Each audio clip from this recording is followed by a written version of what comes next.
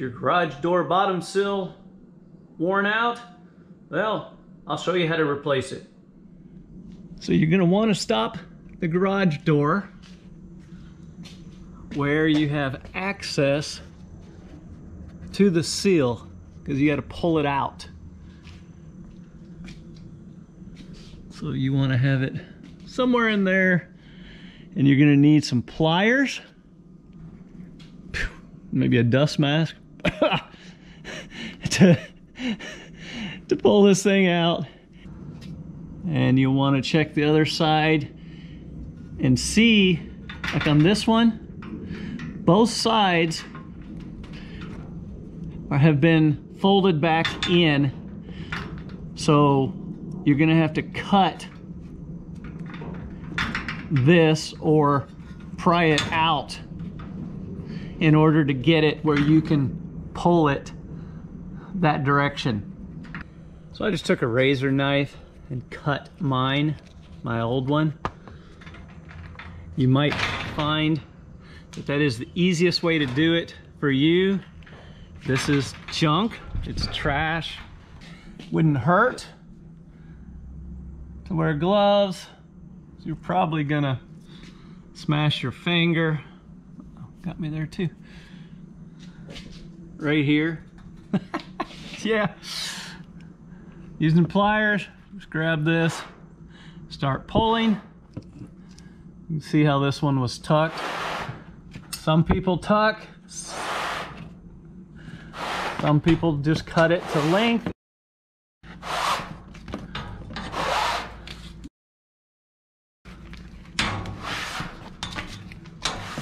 Now, the advantages of tucking it in, a little extra, is that it's less likely to walk on you, to move.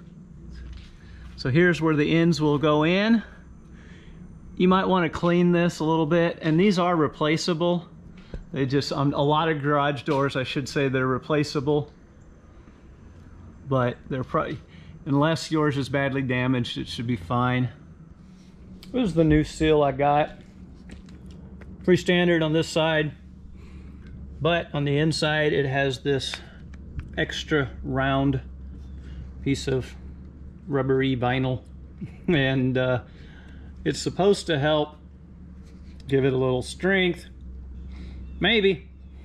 I don't know. Guess we'll find out. So you've got the T's here. Those are going to go in the slot.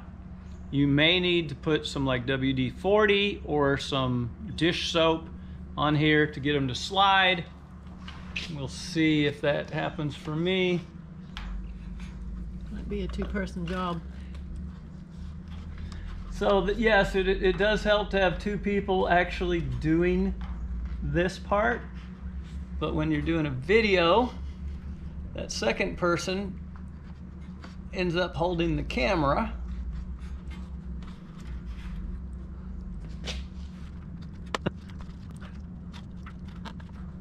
All right, come on. There we go.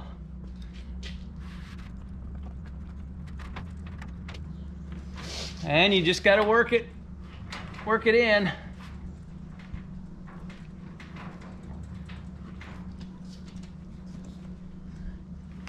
All right. So the T was catching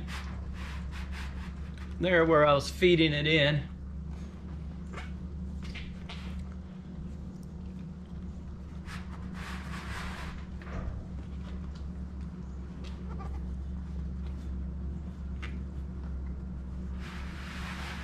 This seal in the description.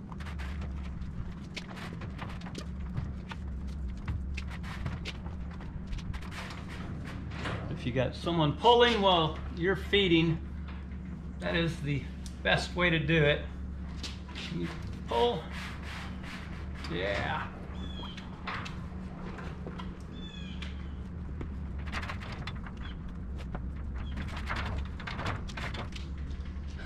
Two feet left. It's not hard, it's just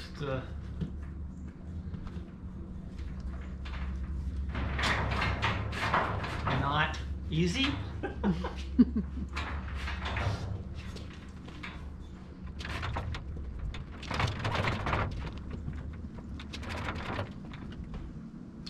and this centerpiece doesn't necessarily want to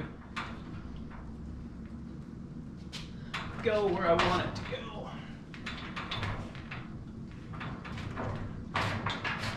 How are we? About an inch.